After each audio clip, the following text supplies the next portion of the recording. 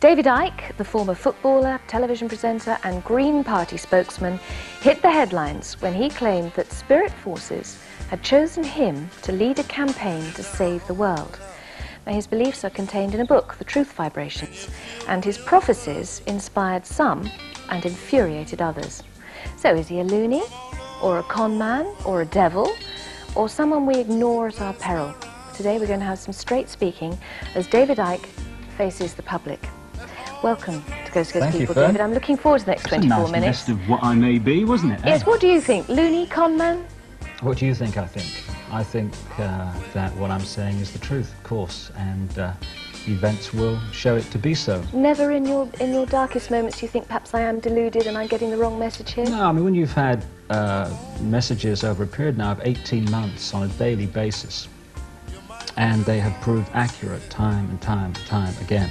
Go to this place, you'll find this. You go to a place you've never been and you find it. Day after day after day after day. In all parts of the world.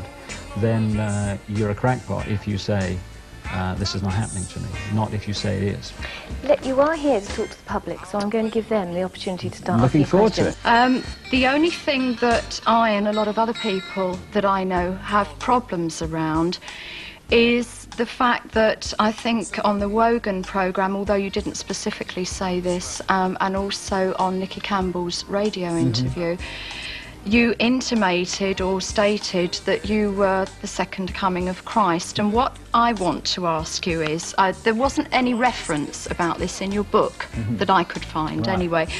What I want to ask you is if you could clarify this for us. Are you saying that you are the second coming, or are you saying that you are part of the Christ consciousness which is present on this planet at this time amongst a lot of people? Well, the Christ consciousness is an energy, and there's nothing like enough of it on this planet at this time, which is why this planet is in severe danger of being no more.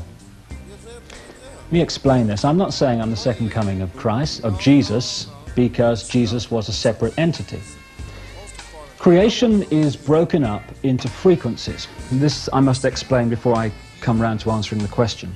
This I must explain before I come round to answering the question. This is a hypnotic induction for a mind-controlled slave. It hypnotically inducts them. These gods, these non-human entities, operate just outside the frequency range of human sight, what is known as visible light. It's so important for people to understand that when they look through their eyes, they're not seeing everything that exists in the space they're looking at. Space. It's so important for people to understand that when they look through their eyes, they're not seeing everything that exists in the space they're looking at. So we have this situation with frequencies and people and beings on different levels at different times of their evolution. Is this reincarnation as well, David? Well, yes, because, you know, what we do with reincarnation is come back into a physical shell in different circumstances to aid our learning. It's a learning process of evolution. We evolve as we learn and experience. So there are beings on this frequency at this time have all been created by various beings, not the being necessarily that we know as God, the Godhead as it's said to us, because the Godhead has created certain beings directly, but once you reach a certain frequency, due to evolution, you have the ability also to create beings. And it's this process of creating beings, the Godhead creating beings, those beings then evolving to the point where they can, creating more, them going up and so on, that has created this pyramid effect of creation from the initial three beings that started out creation right down to the vast number we have now. Who wants to come back on this? I just want to very quickly finish this point, because this is we're coming to the whole reason I said all that. Some beings, therefore, are created directly by this being called the Godhead, or God as this being is called in the Bible. And they are known as the sons and daughters of God in simple fashion.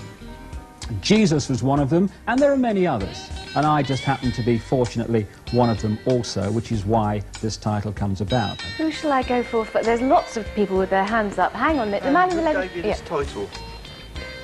it's a title that is, you're the son of your father, right?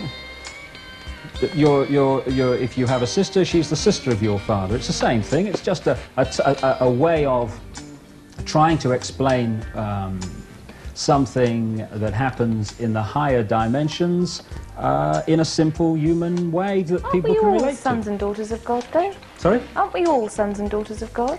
We are all sons and daughters of creation, and we all have links with this being, this great being known as the Godhead, certainly. But what I'm saying is some are directly created by this being, some are created by the beings that this Godhead now, created. I'm going to come to Gillian Hart, who, there she is in her blue and white spotty dress. Yes, Gillian. Well, I say this with respect because I believe that you're a sincere man and that you want to do good. But I have to say that I believe that you're desperately deceived and unbeknown to you that you're being manipulated by evil spirits. Yeah.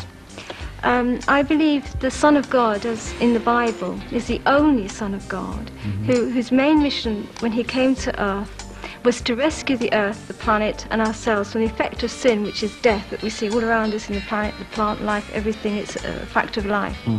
And his miracle was to be the sacrifice for our sins.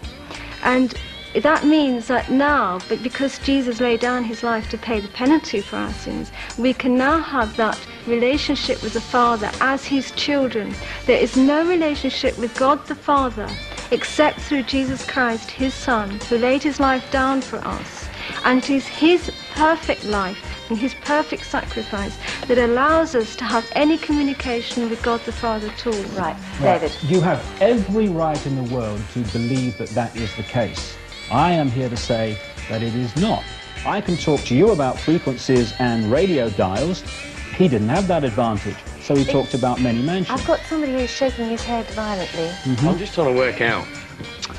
You're trying to tell us now exactly what the Bible actually means. How do you know this? I mean, how can you honestly say that you're telling us what the Bible, how the Bible's written? You're actually telling us what it is. How can you tell me what it means? How can the local priest tell me what it means? Through beliefs of Christianity. Yeah, and all the rest of it. But you're trying to denounce that. You're saying no, that the Bible is not correct. And that's, it is surely not correct. That's really hurt a lot of religious people. It is fundamentally confused. But how do you come to that conclusion that it's fundamentally confused? Because I am in contact and in communication with those at the highest levels of creation who are passing on this information. You see, you're shaking your head, my friend. Can I ask you then, you're saying you're in contact with the highest communications. Would that be God, or...? But with the being we call the Godhead, certainly. But you see, how do you think... What Christians would call God. What Christians would call God, you are in direct communication with God.